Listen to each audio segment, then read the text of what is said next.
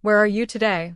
We're saying our final goodbye to John, our son who passed away, and my husband didn't even show up to the funeral. I'm going to call him.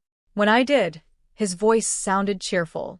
I'm in Bermuda for my parents' 73rd anniversary, he said. My mom overheard and was shocked at first, but then she got really angry. They're in Bermuda? She yelled. Mom lost her temper and decided to confront my husband and his parents. My name is Mary. I'm 43 years old and work in an office. I married my husband Larry 13 years ago, and we have one son together. Our son John is in the hospital. He was diagnosed with leukemia 4 years ago and has been there ever since. Even though he started elementary school, he couldn't go much, but his classmates would visit sometimes, and that made him really happy. Seeing John smile and fight so hard gives me strength. My parents visit John every day too. I can't wait for John to get better so we can go out and eat some delicious food together. My mom says John has been really brave through his tough treatments. My mom is still healthy, but my dad was diagnosed with dementia a few years ago, and sometimes he says things that don't make sense. When he came to see John the other day, he mistook me for a nurse and thanked me for taking care of his grandson. It made me sad, but I was also surprised that he hadn't forgotten about John. Even though he mixes things up, he still knows John is sick. My mom sighed and said it's clear Dad is really worried about John. John understands about dementia too, so when his grandpa says something odd, he just plays along nicely. While John's school friends and my parents are worried about him, it feels like my husband doesn't care. I asked him, "Can't you come visit John? Aren't you worried about him going through all these treatments?" But my husband said, "John doesn't like me, so it's probably better if I don't. I stay away because I'm really busy."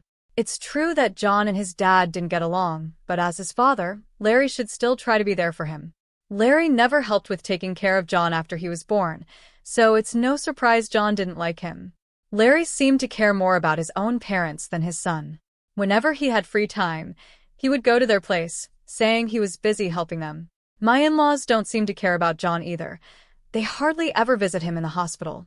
It's really cold-hearted, not just on Larry's part but his parents too. My mom was clearly unhappy with how Larry and his parents were acting.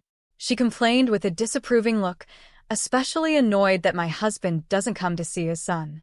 I half-jokingly said, "Maybe I married the wrong person. Larry was so kind when we were dating, but now he's cold to both me and John, even though our son is seriously ill." My husband only seems to care about his own parents, and it's really starting to bother me. Mom seemed to think I regretted marrying Larry. She looked at me sadly and said, "If I had known Larry was like this, I would never have introduced him to you. I feel like I was misled by the uncle who introduced you to. My husband and I met through my dad's brother. It seems my uncle and father-in-law knew each other, and when they talked about finding a wife for Larry, my name came up. I wasn't seeing anyone at the time, so I decided to meet Larry casually. He seemed kind, and I liked him, but I wasn't ready for marriage yet. However, Larry really liked me and asked if we could start dating seriously. Before I knew it, we were getting married. My mom also noticed that Larry's parents changed completely after we got married. Before, they seemed humble, but after the wedding, they became different people. My mother-in-law, who was always smiling before, suddenly turned strict and spoke harshly to me. She said, "Mary, you're part of this family now, so you need to do as I say. If you don't listen, we'll make sure you get a proper divorce quickly." I thought my father-in-law was a quiet man, but he started making insulting remarks like, "We only let you marry Larry because the head of our family introduced you. Otherwise, there's no way we would have let someone like you marry our son." He would say that whenever there was an issue. My uncle runs a real estate company, and my father-in-law has a contract with it. When my uncle introduced me, he apparently mentioned that I was from a wealthy family. Because of this, my father-in-law thought my dad owned a lot of properties, which is why he made those remarks. I hadn't heard anything about this from my dad or uncle, so I believed what my father-in-law said. After we got married, we moved into the house where my maternal grandparents used to live. My grandparents had passed away, and the house was empty, so we renovated it a bit and moved in. My family had considered renting out the house because leaving it empty could lead to it falling apart. But when my husband found out about the empty house, he pleaded with my parents, saying, "I promise we'll take good care of it, so please let us live there. The house is close to her family too, so we can also help look after her parents." That made sense since it was near his family too, and we could both help out our parents. However, having his parents close by, especially after they changed so much after the wedding, became a burden for me. On top of that, Larry would often invite his parents over to our house and start bragging, saying things like, "Our house is new and must make you so jealous. It's a lot bigger, maybe even twice the size of yours." When Larry talked like he owned the place, his father seemed annoyed, but his mother smiled and said, "We could live together here. It might be an old house, but it's better than where we live now." After they left, I asked my husband, "Are you planning to have your parents move in with us? This isn't even your house." My husband just laughed and said it was a joke, but even if he was joking, my mother-in-law seemed serious about moving in, which made me uneasy.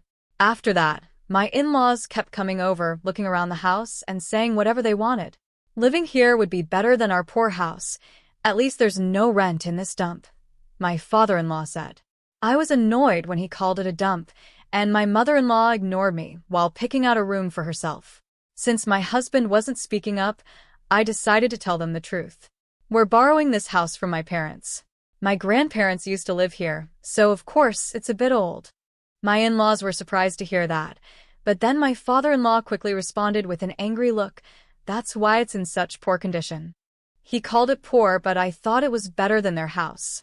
My mother-in-law didn't seem to believe me and started saying whatever she wanted, asking, "Why are you lying? I trust my son more than you." Even though my mother-in-law didn't believe me, it didn't change the fact that we were borrowing the house, so I didn't argue further. I was worried about what would happen if my in-laws tried to move in with us, but when I found out I was pregnant, the whole discussion about the moving in stopped. Maybe they realized they'd have to help with the baby if they lived with us, so they suddenly became quiet. My mother-in-law said, "Mary's parents should take care of the baby since they live nearby, so I won't have to do it."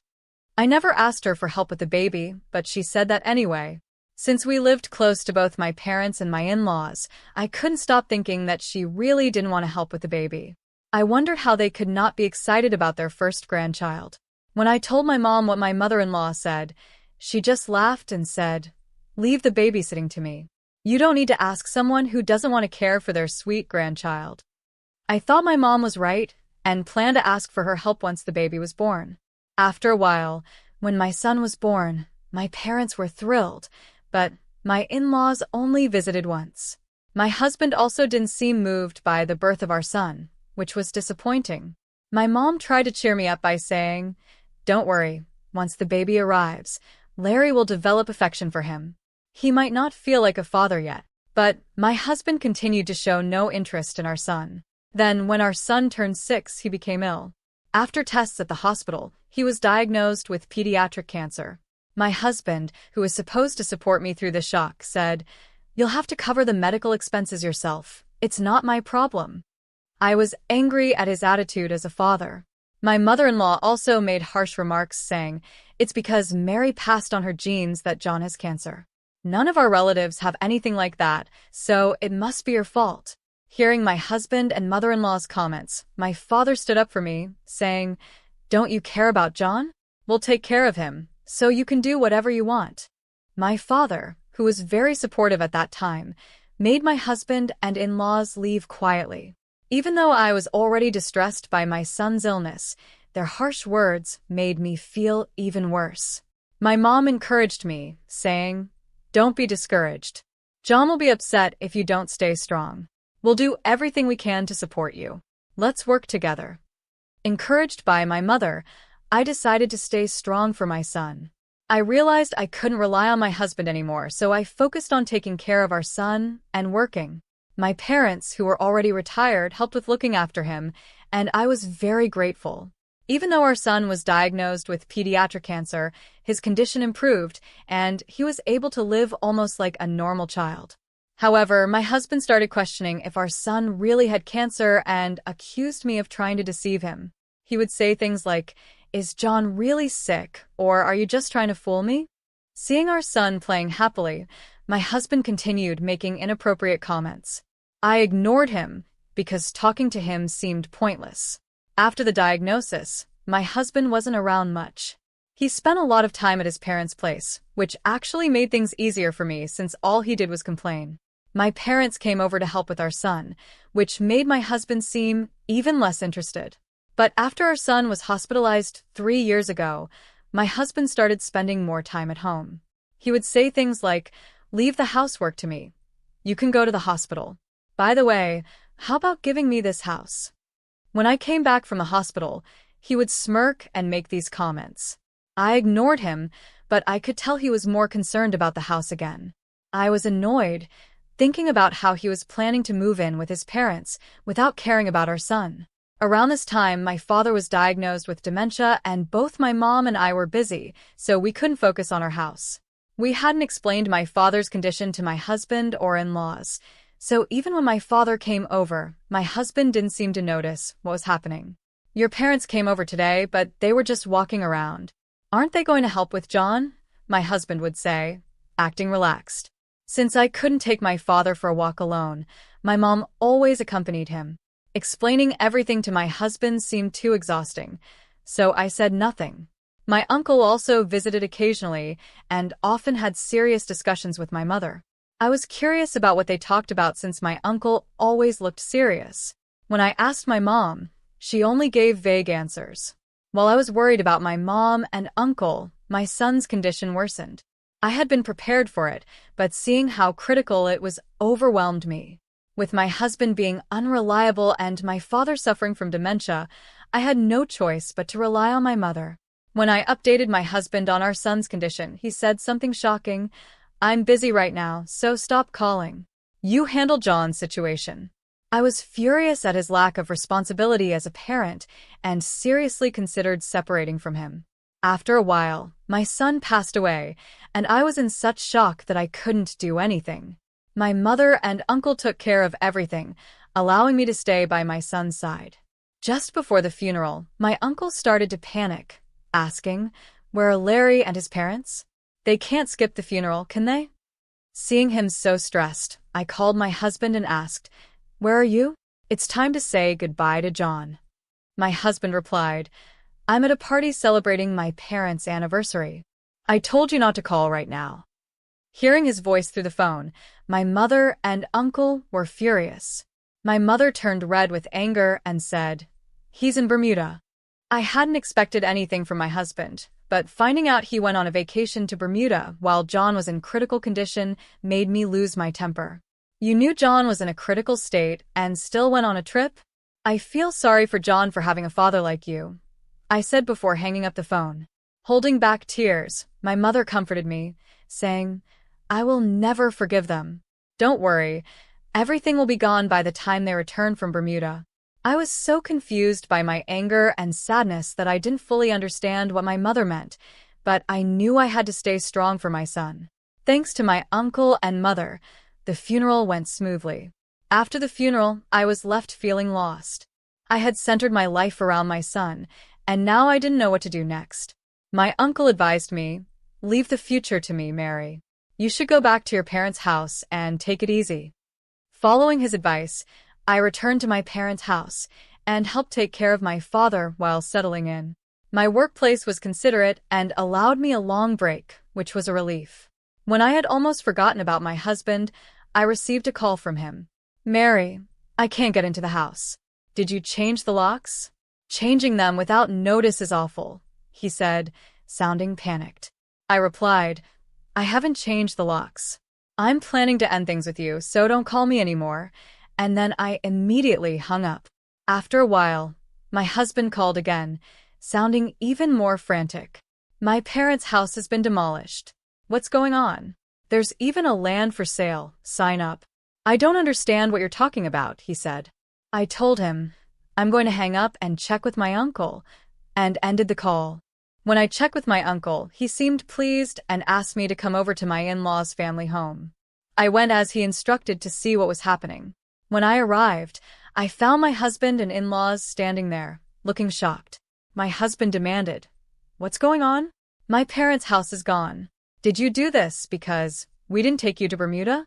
Did you tear down the house because of that?